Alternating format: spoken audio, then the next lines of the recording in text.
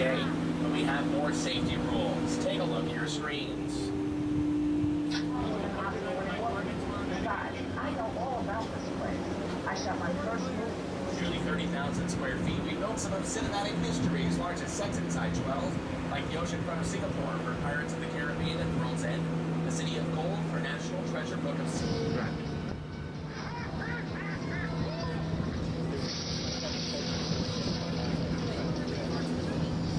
Not in there right now, there must be eating somewhere. So soundstage is like these on the left are called closed sets, and that means only the cast, crew, and invited guests are allowed inside. Movies like Changeling and Fast and Furious here, they are among the busiest working sets in the world, and they will be again. So for now, look to your right. Here, it's not safe. It's wired for pyrotechnics. So we're going to go around the back road. I'll tell you all about the production. Folks, they will not the bridge is able to do this because it's made of a special wood. Hollywood! Yeah! The vehicles on the left are called picture cars, and a picture car is any vehicle on a set seen by the camera. Some of these cars have become as famous as the stars who've driven them. Over the years, picture cars have grown bigger, fatter, and faster as movie audiences embrace their need for speed.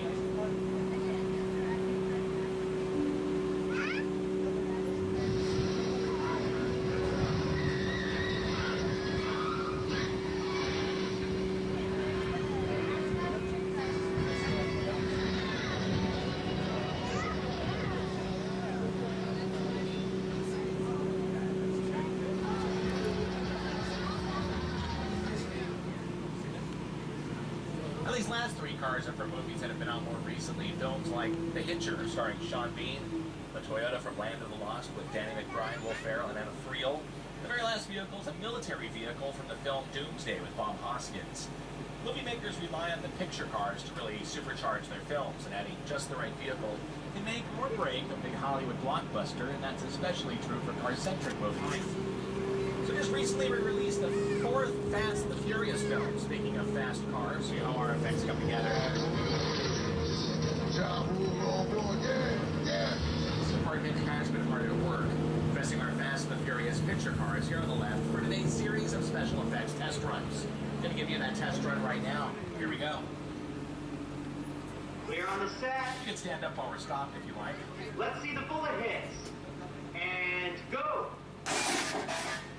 Smoke. Go. Fire.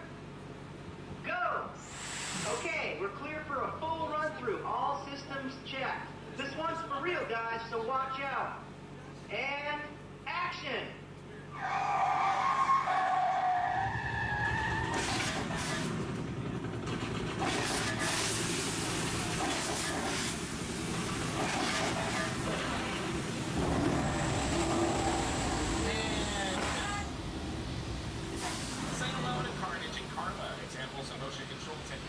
Boys, take them down.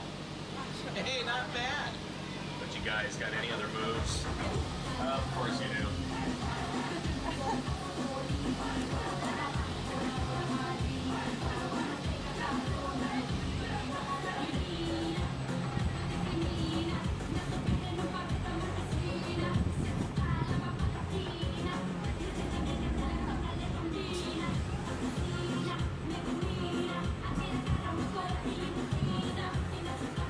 Folks, go ahead and be seated, please. We're going to start moving now.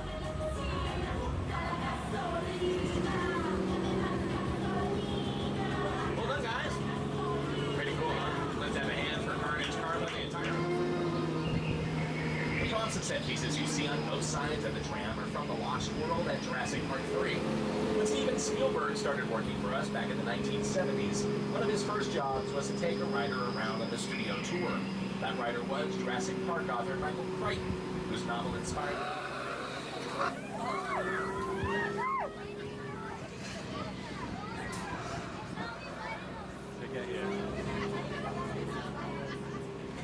Mexico, right here in the Universal Backlot. And that's where we are now.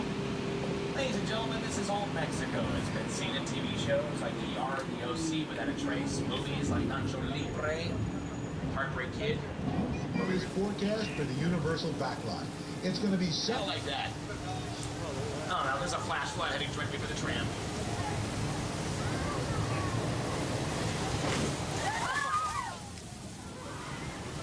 Tom Hanks walked across in a dream sequence for Apollo 13.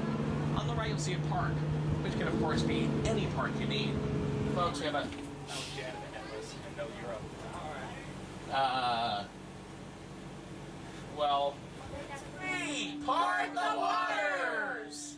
And the music starts to play as well. You know what, folks? It's working. We're going to take you down into this lagoon in a moment. You'll be surrounded on three sides by water. You might want to pick up those personal belongings up off the floor. They might get wet. It's not a threat, it's a promise. So take those things out if you have anything down there.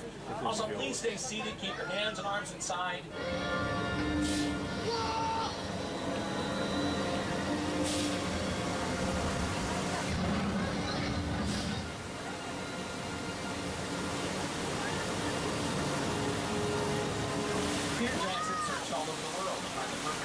Double as the venture.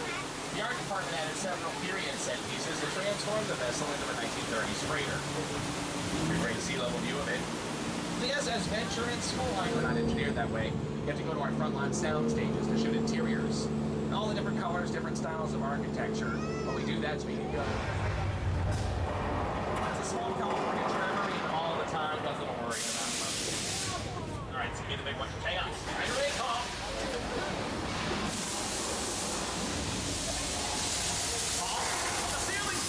There, hang on!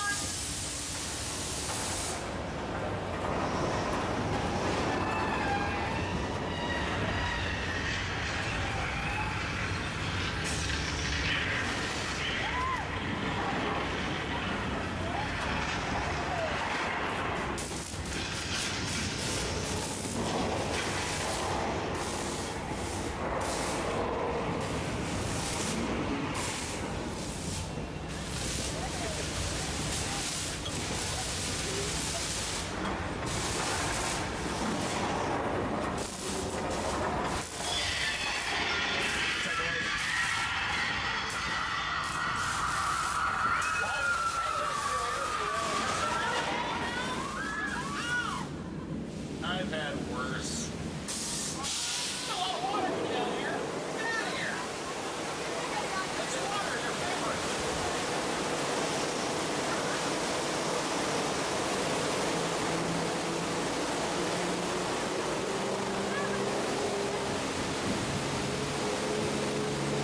Final cut.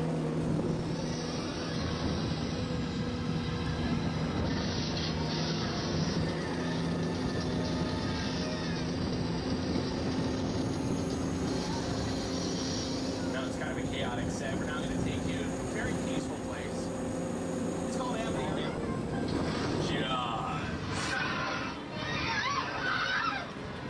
At that time, the shark ruled the waters, crippling the town's tourist economy, killing everyone in his path.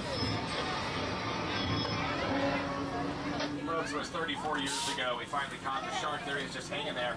My buddy George out there, he's a highly trained professional diver in constant radio communication with us. That's not waiting to go.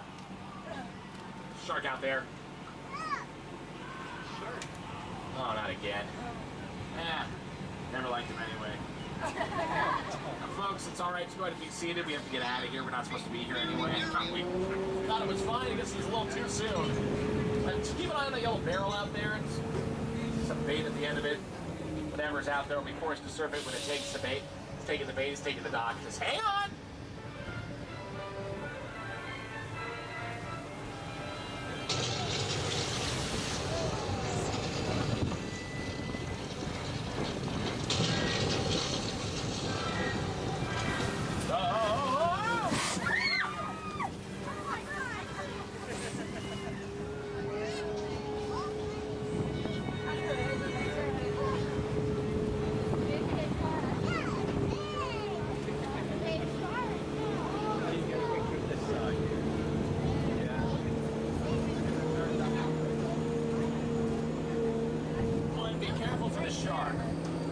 Now, folks, just came face to face with Bruce, the only shark in the world that can do the backstroke. There he goes. Eat your heart out, SeaWorld. You know, in reality, that shark was just as much. That's why the shark was frustrated. It didn't really work all the time. It didn't work. So we can build here in Hollywood. We call this set a practical set. A set like this is different from a facade because it is a complete structure. It's also different from a shell.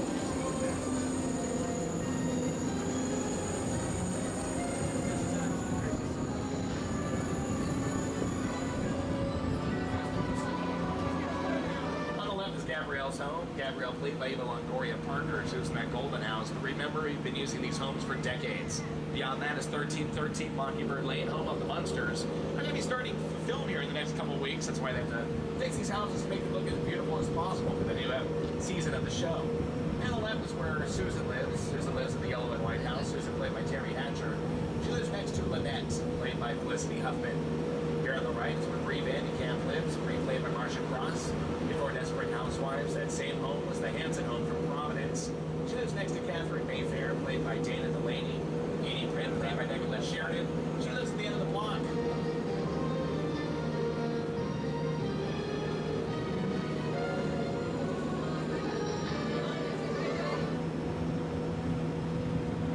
Here's how this street looks on television. If there is one thing everyone in suburbia can appreciate, it's a good neighbor.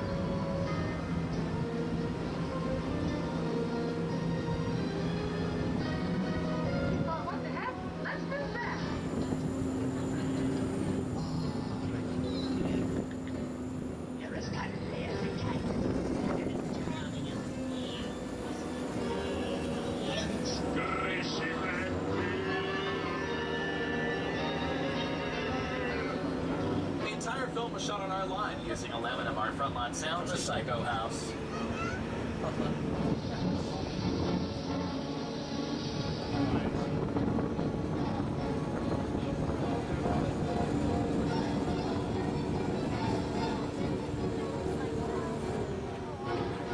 We all go a little mad. She goes to the hotel and go,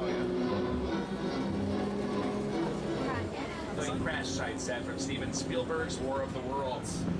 We're going to take you to the heart of this colossal set. We'll stop in the middle of it for a 30-second photo opportunity. Please stay seated until we come to a complete stop for your own safety. Well, that's a real plane destroyed specifically for this spectacular scene. And although this is the largest set ever built on our lot, Spielberg built about a dozen sets this size throughout the country for War of the Worlds. He also used over 500 special effects shots, and that's more than any other film he's ever made. Right in John Candy.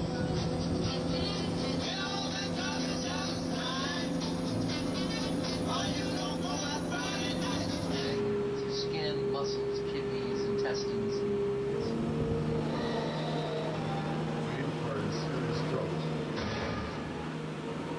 So we're taking you through the tomb of Imhotep from the movie.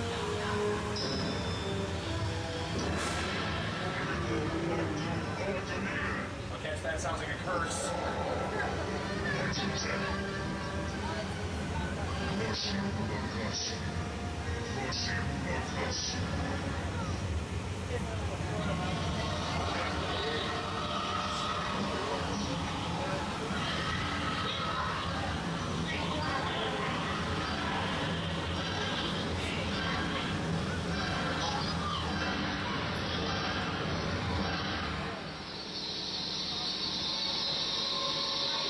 That's it? See, that wasn't so bad. Sounds like Buzz. It's worse, it's Whoopi Goldberg. Scare Beatles. Not good at all. Scare Beatles are back to the lights. On the floor, so